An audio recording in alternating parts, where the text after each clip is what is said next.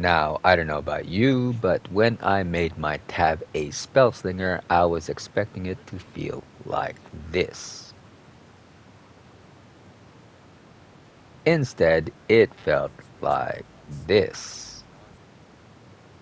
So, today we're dissecting the Gunslinger class as it's currently presented within the 5.5e Beyond mod, exploring why one of its subclasses hits a hard technical engine wall, and taking a look at which subclass delivers an absolute masterclass in gameplay design. We are going to analyze the core class chassis first before diving into each subclass. Let's go! The Gunslinger is a highly specialized range striker, focusing on mobility and high critical hit frequency. At level 1, your class skill selection covers almost every top tier utility option: acrobatics, athletics, sleight of hand, stealth, deception, intimidation, and persuasion, leaving only perception and insight off the base list. You get to pick two. Choose wisely. At level 1, you also get the following: Quick Draw grants advantage on initiative rolls. Combined with your high dex score, you are almost guaranteed to act first. And you also get Firearm Expert, which lets you add your dexterity ability modifier to firearm damage rolls. At level 2, the class truly opens up. You get all of the following class abilities. 1. Critical Shot. Your range attacks score critical hits on a 19 or 20. Risk Dice. This is the core engine of the class. You start with 4d8 risk dice that refresh on a short or long rest. They scale up on both count and size as you level, reaching 5d10s at level 10. Risk abilities. You get to activate one of three abilities by expending the risk dice outlined previously: Bite the Bullet for temporary HP, Blind Fire for temporary blindside, and Dodge Roll to reposition 9 meters without provoking opportunity attacks and ignoring difficult terrain. Risk reactions. You gain three powerful reaction options. Again, in order to utilize these, you need to spend a risk die. Grazing Shot. Turn a miss into guaranteed damage. Maverick Spirit. Boost mental saving throws. And Skin of Your Teeth. Add a risk die to your AC when targeted. Still not done. Finally, fighting style and weapon masteries. You can choose one fighting style from the standard list of fighter fighting styles, as well as two weapon masteries. Archery or two-weapon fighting, if you want the dual-wield pistols, are your premier choices for fighting style. For weapon masteries, Vex for pistols and Slow for muskets are pretty much mandatory picks. At level 5, you receive Standard Extra Attack alongside Gutshot, which inflicts half movement speed and disadvantage on attacks whenever you score a crit on a creature. And at level 7, you gain Evasion, reducing area of effect dexterity damage to 0 on a success and only half on a failure. At level 9, Critical Shot improves to crit on an 18, 19, or a 20.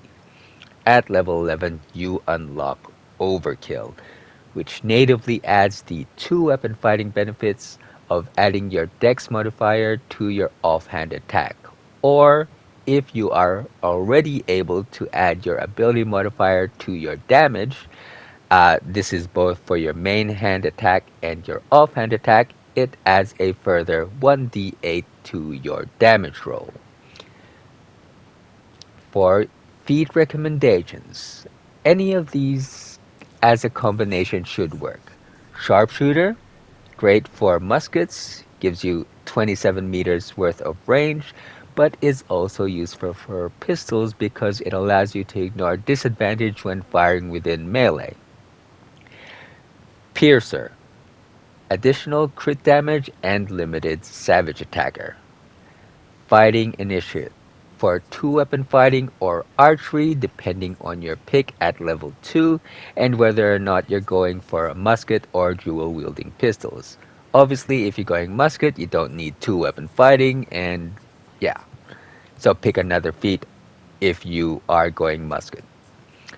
And also, I can't believe I'm suggesting it, but moderately armored for medium armor and shield proficiency. Yeah, it's actually good for the Gunslinger. Each of these options will net you a +1 to Dex, so picking one of them at 4, 8, and 12 will get you to 20 Dexterity at level 12. And that is it for the base class. The WhiteHat subclass is thematically cohesive, mechanically capable, and a complete joy to play if you enjoy controlling the battlefield. It borrows flavor from the Paladin without feeling like a carbon copy, shifting your focus away from a purely selfish damage dealer to an active protector who punishes enemies for daring to attack your party. When you select the WhiteHat at level 3, you immediately gain your core protective reaction, Lay Down the Law. Whenever an enemy attacks an ally within 18 meters of you, you can use your reaction and expend a risk die to make an immediate range attack against that attacker. Not only does this let you squeeze extra damage out of your action economy outside of your turn, but it also grants that targeted ally a small buffer of temporary HP equal to the roll of your risk die. It immediately establishes your role as the party's backline enforcer and protector. Also at level 3, you gain Steely Eyed, which grants you total immunity to the frightened condition. At level 6, the subclass leans heavily into crowd control with Reach for the Skies. Whenever you score a critical hit on a creature, they must succeed on a wisdom saving throw or become frightened for 1 minute. They are able to repeat this save at the end of their subsequent turns. This has incredible synergy with the base Gunslinger chassis because your base class already expands your critical hit threat range at level 2 and again at level 9. You will be proccing this fear effect more often than not without having to expend additional resources. By level 10, you unlock your ultimate lockdown feature, Long Arm of the Law. See what I mean when I said thematically cohesive? Once per turn, when you hit a creature with a ranged weapon attack, you force them to make a strength saving throw. On a failure, they suffer their restrained condition for 2 turns. Because two of the WhiteHat's primary abilities, Reach for the Skies and Long Arm of the Law, force enemies to make saving throws, your gear and feat selection should actively support your save DC. An additional feat recommendation here is the Fairy Trickster feat. When you hit a target, you can fluster them. It's basically a wisdom saving throw to resist. If they fail, this imposes disadvantage on all of their subsequent saving throws until the end of your next turn. So, hitting an enemy with a basic attack to fluster them, and then triggering Long Arms of the Law or a crit induced reach for the skies gives you greater chance for your control debuffs to stick. On paper, the Spellslinger looks incredibly loaded. If you glance at its feature progression table, there isn't a single dead level from level 3 all the way up to level 12. You are either gaining new spells, new spell slots, or unique subclass features at practically every single step. And on the very few that you aren't, you gain Gunslinger features or your 4th, 8th, or 12th level feats. When you select the Spellslinger at level 3, you immediately unlock 2 cantrips, 3 prepared first level wizard spells, and 2 first level spell slots. You also gain the signature finger guns cantrip for free on top of all of that. The finger guns cantrip is designed as your core magical option, firing arcane energy bolts directly from your hands, applying force damage. At level 4, you gain a third first level spell slot and an additional prepared spell. At level 5, you receive standard martial extra attack alongside yet another prepared spell. On paper, this sets you up as a hybrid spell and gun combatant. At level 6, you gain the subclass's headline feature, Spellshot.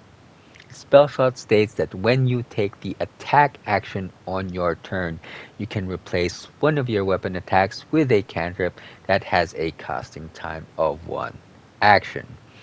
This is the Spellslinger's equivalent to the Eldritch Knight's war magic, explicitly engineered to let you weave magic and gunfire together in a single turn. At level 7, your spellcasting leaps forward into second level wizard spells, granting 2 second level spell slots and a fourth first level slot, and 2 additional prepared spells. Levels 8 and 9 continue to expand your prepared spell list, giving you access to many of the incredibly powerful second level wizard spells. By level 10, you gain Counter Mage. This grants you 3 distinct anti-magic passive abilities. 1. Concentration Breaker. Your ranged attacks break enemy spell concentration automatically. Anti-magic shot is number 2. Scoring a critical hit against an enemy affected by gut shot, which itself is triggered by a weapon attack critical hit, prevents that enemy from casting spells or taking the magic action. And number 3, inured to magic.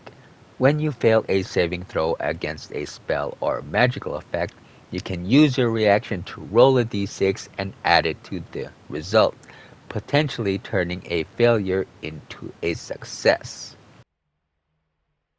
So, with all of that going for the Spellslinger, how does it all go wrong? The problem comes down to a design contradiction between the base Gunslinger class and the Spellslinger subclass. Everything in the core Gunslinger class, your improved chances for critical hits, the application of unique status effects on a crit, fighting styles, weapon masteries, all of that strictly requires a physical weapon in your hand. The Spellslinger, on the other hand, wants you to put the weapon away and shoot magic from your fingers. In the TTRPG world, the sourcebook of the Gunslinger, Baldur's Spire of Secrets, fixes this with one simple rule. The finger gun's cantrip transforms your hands into simple ranged weapons. That single sentence completely bridges the gap. And we've seen this exact problem before. Back in 2014, the original 5e Eldritch Knights suffered the exact same identity crisis. A melee fighter trying to cast spells. And just like the BG3 Spellslinger, it didn't work. Until a year later, when D&D released Sword Coast Adventurer's Guide, or SCAG for us true nerds. This introduced us to the blade cantrips, Booming Blade and Green Flame Blade. allowing players to hit enemies with a weapon while channeling magic at the same time. Those two cantrips save the 5e Eldritch Knight from the fate of the 5e Beastmaster Ranger. Just like how the simple rule, this cantrip transforms your hands into a simple ranged weapon, saves the tabletop Spellslinger from the clunkiness of its BG3 variant. In Baldur's Gate 3, the clunky Spellslinger hits a digital wall and suffers dramatically from that collision. It's like taking a Sonic the Hedgehog cartridge for the Sega Mega Drive and trying to run it directly on a Super Nintendo. The game itself is brilliant, the SNES hardware works fine, and the modder built a great converter cartridge. But the chips underneath process graphics and sound in fundamentally different ways. The BG3 engine processes spells and physical weapons as two completely separate systems, and it simply won't let them cross streams. It's not a failure by the mod creators. It's not a failure by the original writers at Mage Hand Press. And it's not a failure of Larian's engine. It's simply a concept that can't be translated into BG3 as it was intended by the sourcebook. Until modders find a way to rewrite, bypass, or work around this underlying logic to bridge that gap, the Spellslinger remains a fantastic concept stuck in tabletop translation. However, if you're watching this because you fell in love with the flavor of an Arcane Gunslinger, don't worry. Here are two quick build concepts that will allow you to play as an Arcane Gunner without suffering the mechanical limitations of the BG3 Spellslinger. 1. The Arcane Slinger. 4 levels in Spellslinger and 8 levels in Arcane Archer. Both subclasses scale off dexterity and intelligence, making the transition fairly smooth. You now get to infuse magical arcane shots directly into your firearm attacks without losing extra attack momentum. Number 2. The Hex-Shooter. 4 levels in Spellslinger and 8 levels in Warlock. Any subclass is fine as long as you select Pact of the Blade as one of your invocations. Binds your firearm as a packed weapon to attack using Charisma, turning you into a single attribute striker who can combine spell utility with weapon attacks seamlessly. Astute selection of invocation spells and gear will mean your weapon attacks will stay competitive damage-wise.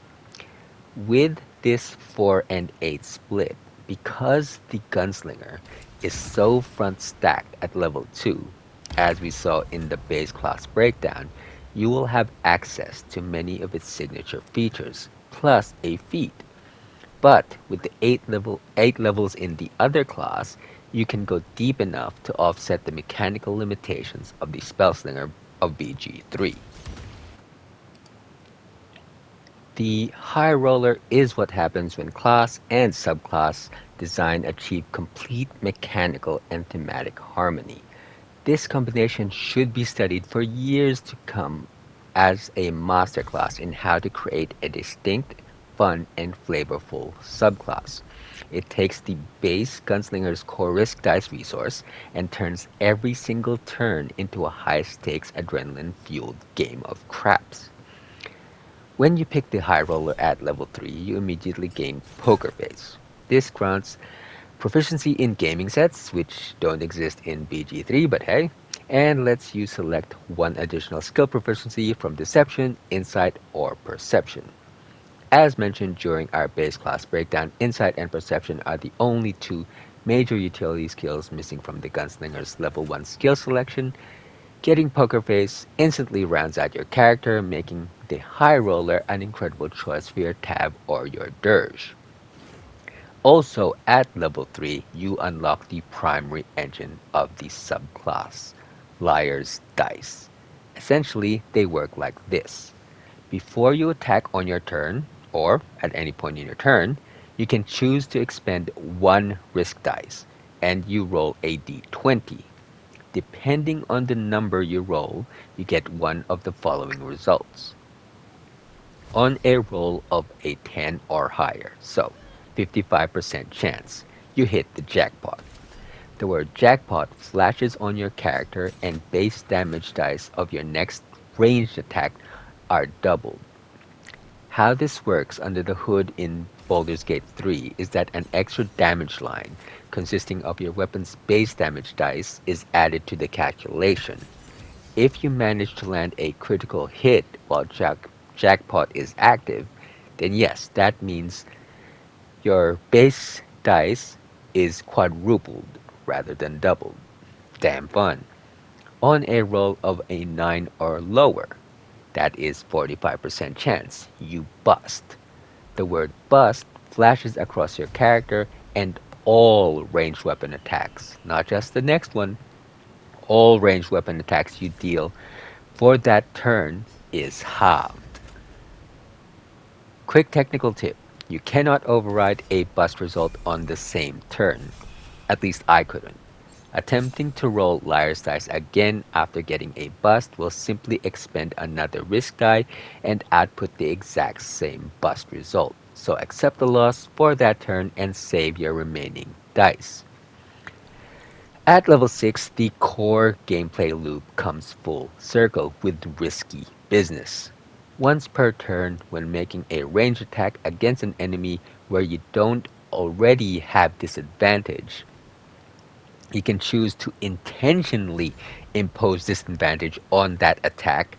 In exchange, you instantly regain one expended risk die. This creates a brilliant self-sustaining combat loop. Step 1. Spend a risk die on Liar's Dice before your first attack. You hit the jackpot and unleash a double damage or quadruple damage if you crit opening strike. Or you bust, and all of your attacks for the rest of your turn are crippled. On your extra attack, activate Risky Business to take a shot at disadvantage, instantly refunding the risk die you just spent, so you're fully restocked for your next turn and ready for another roll of the dice.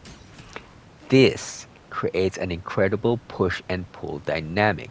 Even if you suffer a string of busts, the moment that jackpot lands alongside a critical hit, the damage numbers are unmatched.